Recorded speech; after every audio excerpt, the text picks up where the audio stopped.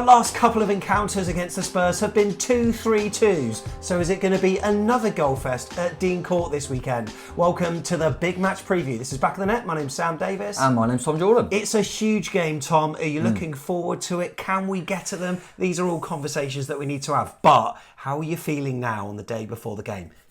Can we get something? Yes, we can get something. I think it's going to be an interesting game, of course. I think there's going to be similarity to that Liverpool one in the sense that they like to play football, they like to attack, but they are a bit vulnerable defensively. You could probably say that about ourselves, but you would have thought that Tottenham have a bit more quality, as Liverpool ended up having. But I do think there's still fragilities there. I do think that the fact they've also got a new manager who's trying to implement the style will mean there'll be, certain bits that they need to iron out, similarly to ourselves. So I think there's a lot of parallels. You'd probably say they'll have too much quality, but on our day, I think we can hurt them. I really do. So I think I said before, I think this game stinks of goals.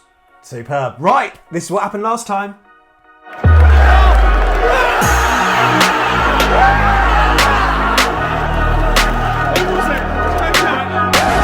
No. We were talking about the home match. This is what happened last time. Oh no, so much space!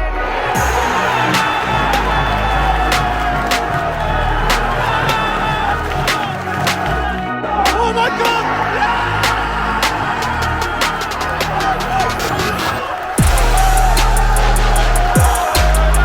Shit! Goal, Tottenham! Out, Travis! Oh my God! Travis came for it, he really shouldn't have. And look where we are, 2-2. Out,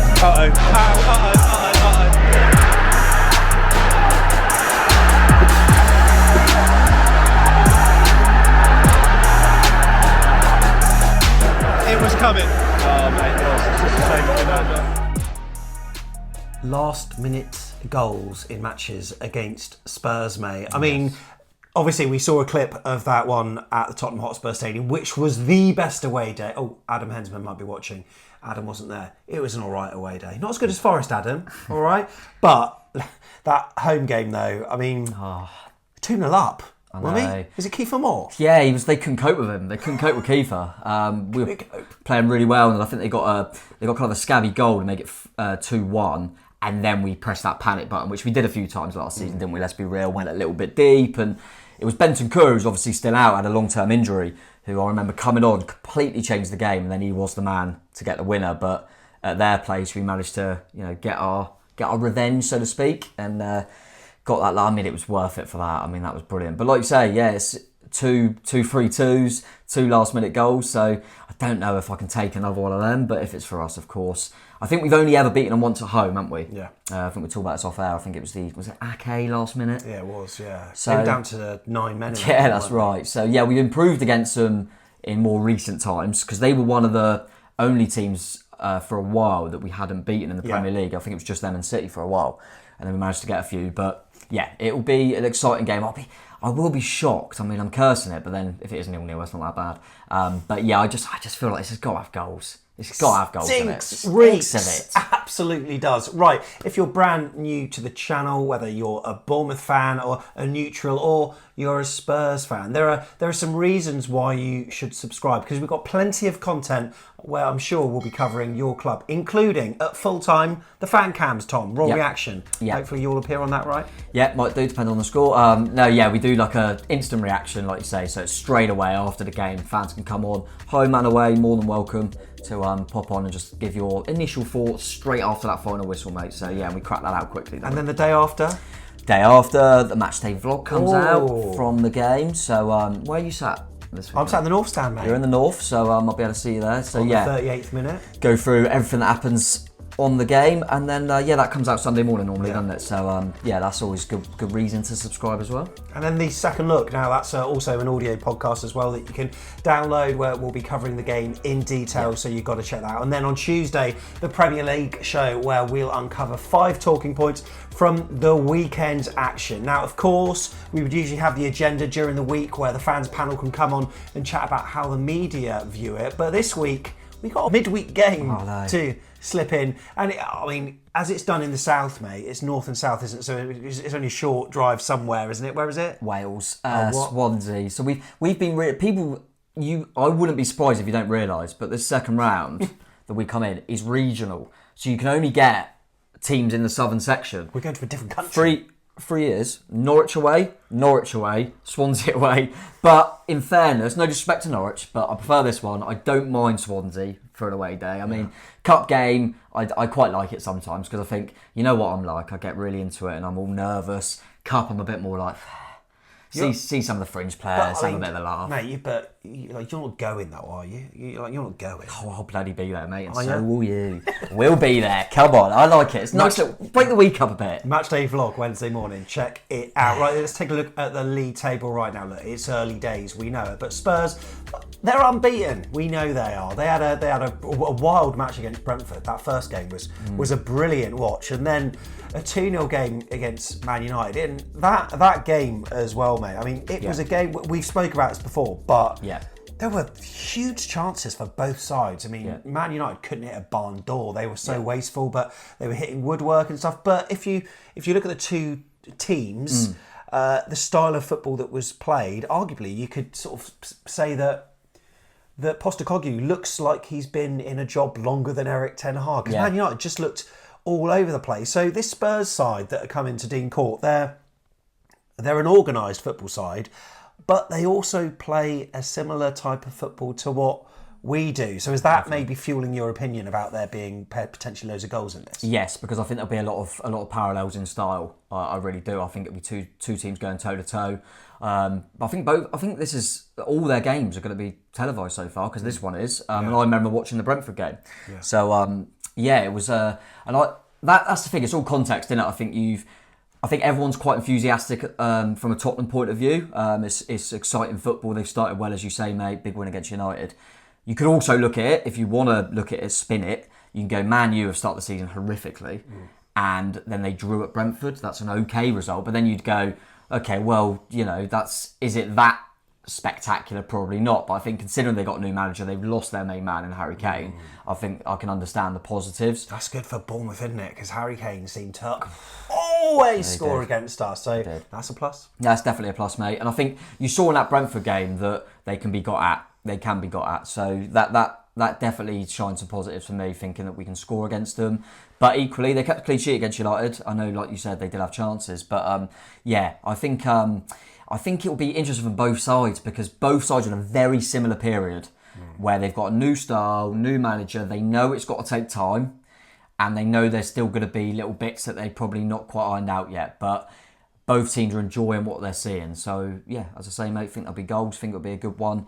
I think if you were a neutral, you'd probably say Tottenham will edge it, but obviously I'm going to swing the other way. So when you check out our head-to-head record, they've obviously edged most of the encounters. Sometimes not just edged it, absolutely smashed us up. But that said, like Tom alluded to, we have beaten them at home before, and we all know that we've beaten them away. So they are a side that can be got at. They're going to be very different to when we last played them at the Tottenham Hotspur Stadium with the new manager, of course, and also with some new signings. Like you say, they lost their main man, but they have got some new players through the door, including a defender from Wolfsburg. Is that right? Yeah, Mickey van der Veen, I think you pronounce it. And I know that they're really impressed by the early signs. He's quick. And I think what they're looking at is because of the way they play, and they know they can get caught, they need the defence to be quick to recover in when they get counted on. And I think that's why they've brought him in. He's got a lot of pace. So very early signs, but he looks like a good player. They've obviously got a doggy at left back, but he was signed previously. Yeah. But they left him out on loan with Udinese for a season. And interestingly, there's a little link there because that's why they went for Jordan Zamora. Interesting. Because they were losing their left back to Tottenham. So he's an impressive player. Looks impressive. Again, very, very quick. Bit like our fullbacks, are not really fullbacks, bomb on a lot. Obviously, the main one does feel like James Maddison, which at the moment I'm thinking he might miss out. Be interesting to see. He is one that could suddenly start, but I think they're looking at it going, is it worth the gamble? Because he's got a bit of a knock. But he's obviously, we all know how good a player he is. Yeah. They brought in Solomon, didn't they, from Fulham, who I know very highly rated, but he's one that will probably be a kind of impact sub at the moment, I think. and they made Kulusevski permanent, didn't they? And I rate him. I do rate Kulusevski. And then obviously Richarlison, they're kind of hoping will be like a new signing because he'll now go, you go and play in that Kane role. I've got to be the main man. Yeah, exactly. And I think they might still look to recruit just before the end of the window, so it might weirdly be a decent time to play him because they might get that striker and they might get another defender in. Remains to be seen. But despite long-term injury to, say, Bentancur, who I think is key for him, Basuma's another one that was just cast aside by Conte, so he's going to feel like a new signing. So yeah, very, very different side, but equally, as we kind of alluded to, we are similarly a different side. And oh yeah, of course, the goalkeeper. They've got a new goalkeeper as well, and I thought it was time to replace Lloris. I really did. I think they've been hanging on to the fact that he's a World Cup winner and stuff for too long. And I think Postecoglou's gone there and gone, no, I want a new keeper, and early signs are pretty good from him. Vicario, who I think was signed from Empoli in Italy. So yeah, brand new teammate, and similar to ourselves. I think there's no point in looking at the head-to-heads too deeply because 2 new managers, 2 new teams. So it will be interesting. Yeah, it will be. Really enjoyed, by the way, the chat that you had yesterday on the channel with Flav from Fighting Cock and also Jaffin as well. It was like listening to 2 blokes down the pub. Yeah, he's a top guy. Really enjoyed that. Did you get any, to anyone that hasn't seen it, did you get any useful nuggets of information out of him? Well, I think a few things I said there in terms of that back line, him saying that Van der Veen's got this pace and because of how attacking they play, they need that because they do get counted on. And I think I said to you, mate, that it was interesting that the way he spoke about the style with the new manager is kind of how I explain our style, that it's very good on the eye. And I kind of mentioned in the chat that there's them parallels because we were kind of like, okay, yeah, we need results, but God, this is dull. And he kind of said the same, that with Conte and Mourinho, if you don't win trophies, then it's too dull. It's just a pain in the arse to watch. He said, now finally we're enjoying our football. And I said, that is very similar. So 2 teams that weirdly for the past few seasons have been a bit, and now suddenly like, this is great. So yeah, really, really nice. And it was interesting, obviously check it out, but the way he's gone quite quickly to when we first come into the Premier League, of kind of got to go to Bournemouth and win, to now that's a tough place to go. Very, very quickly, that kind of narrative has changed. So that's interesting to hear, and he knows it'll be a tough game. So, in terms of the team news, we know that Andoni Iraola had his presser and not much has really changed. I mean, Lloyd Kelly became available for the Liverpool match and obviously got some minutes. But apart from that, Alex Scott, Dango Ouattara, Marcus Tavernier, Ryan Fredericks, Adam Smith, Lewis Kirk, Emiliano Marcondes, and new signing Tyler Adams. All on the injury list. But I tell you what, when they're back, let's just forward wind a little bit to, fast forward. Lucy always has a go at me for saying forward wind. Forward wind. I'm so old school. Let us know in the comments, fast forward or forward wind. Don't, everyone will say fast forward. This makes me think, right, okay, who are we going to have out on the pitch against Swansea? Yes. Because that will be kind of scratching around. We might have to put a few first teamers in there, surely. Yeah, we're kind of going to have to because he can't change the whole team because we haven't got the options to. No. I think you'll certainly see. Yeah, there'll be definitely minutes for which you'll so obviously Radu and goal, I assume, but you'll see minutes for Kelly, you'll see minutes for Mepham, Traore probably, Kluivert, maybe more, but he could even. There's still rumours about him leaving. But yeah, I think people that are maybe coming in and out the side, like your Christies and Brooks, and that may have to play. And you're going to probably have to play Kilkenny, Greenwood, unless they get kind of loans, James Hill. So yeah, it'll be a mixed team, but that's kind of what we've got to go with now. But it's the first time I think I tweeted about it that I'm kind of glad for the international break, because there's only one other league game after Tottenham, Brentford, before that break, and that gives you time to get them bodies back, and there's just literally no point of risking anyone now because they've got an extra bit of break where you can get them back. And it does sound like, I think, barring Ouattara and maybe Scott, who are a little bit longer, and we never know with Fredericks, that you kind of Tavernier, Smith, they're Adams. It's looking like after that international break, and then you're looking. I looked when everyone's fit, and I know it's very rare that you get the whole squad fit. I think there's players that are starting now that are going to struggle to make the bench, and I think that's when you realise that squad depth. So at the moment, we've alluded to it in other videos. I think this high energy that we're playing, we're getting a 60, 70 minutes. And we're needing to make changes, and we haven't got. You saw it against Liverpool. You're going, right, they're down to 10 men now. He had to take Rothwell off, and the only option was to put Kelly at the back and move Senesi into midfield.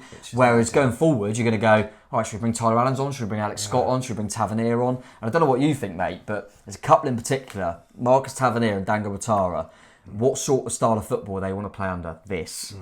It's really exciting. We just got to get to that break, mate. I can't wait. If we can nick a point, we knew the fixture were tough anyway. I think we're capable of winning this game, but if we can nick a point, I think I'll be happy. Let us know what your predictions are. We will read every single one. We might even heart a few of them that we like as well. We'll do our predictions coming up a bit later on. I'm going to ask Tom a question next, and he always loves to know this. Do you want to know who the referee is, Tom? Nope. Tim Robinson is the referee. Last time we had him was in the FA Cup match home against Burnley. Oh, we done a little watch along for that, didn't we? Is that the one? No, the recent one. Oh, the one we lost. Oh, yeah. I was thinking of the one where was it Pearson's debut and that. Yeah, Sam Surridge. Yeah, that's right. That was a great game. I mean, that was under Jonathan Woodgate, was it? Yes, I think it was one of his first games. I think. Yeah. But the home one. That was that was an awful game. But they were flying at the time, weren't they? They were absolutely absolutely fine. But... So he's going to be the referee. Do you want to know the teams? Tom's going to guess right now. Both teams. Right then, we'll start with AFC Bournemouth then, and there you can see it on screen. 4-2-3-1. It looks like Tom. I think it probably writes itself, apart from maybe the wide men, I'm guessing. Yeah, I'd probably agree. I think there's a case people will probably make because of his cameo for Traore, but I still don't see him quite coming in for some of the more reliable faces. So, yeah, Neto definitely in goal. Yeah. I think the back four speaks for itself despite Kelly being back. So I think it'll be from right to left, Aarons, Zabani, Senesi and Kirkes. Rothwell's going to have to continue in that deep role, I think. And then, I'm going to continue with Billing probably a little bit deeper next to him with Christie in front. But as I say, Rothwell will be the deepest. As you say, mate, these wide areas, because I'm going to stick with, obviously, Dom's through in the middle. Yeah. And I'm going to stick with the same team. So I'm going to stick with Semenyo starting on the right and Jaden Anthony on the left. But you could easily bring Brooks back in. You could easily bring Clivert in. You could try Christie out wide and put Traore in the middle. You could play Traore out wide. So there are options then wide areas. I just think at the moment he'll look at the way... I know Anthony hasn't been on firing all cylinders, but that early stages at Anfield, it was him and Semenyo they couldn't cope with. Yeah, and I think because of the fact that whoever they play as their fullbacks will bomb on, he'll look at that and see them signs. So I'm going to go unchanged, but wouldn't shock me if there's a few difference in them wide areas. Okay, and as for Spurs then, similar formation, same formation, 4-2-3-1 by the looks of it. Okay, talk me through it. Well, the new lad's obviously in goal, Vicario. I think they're going to stick with Porro on the right side. They started with Emerson in the first game. Where did he come from, Porro? He was, I believe he was in Portugal. Yeah, he was. Yeah, but I prefer him to Emerson as a player, but they started the season with Emerson, had a decent game, but Porro looked good against United. So I think Porro will start in this one. I think they'll continue with Romero and Van der Veen as the centre-halves for sure. And then Udogie has been playing like left side, so I think he'll continue in there.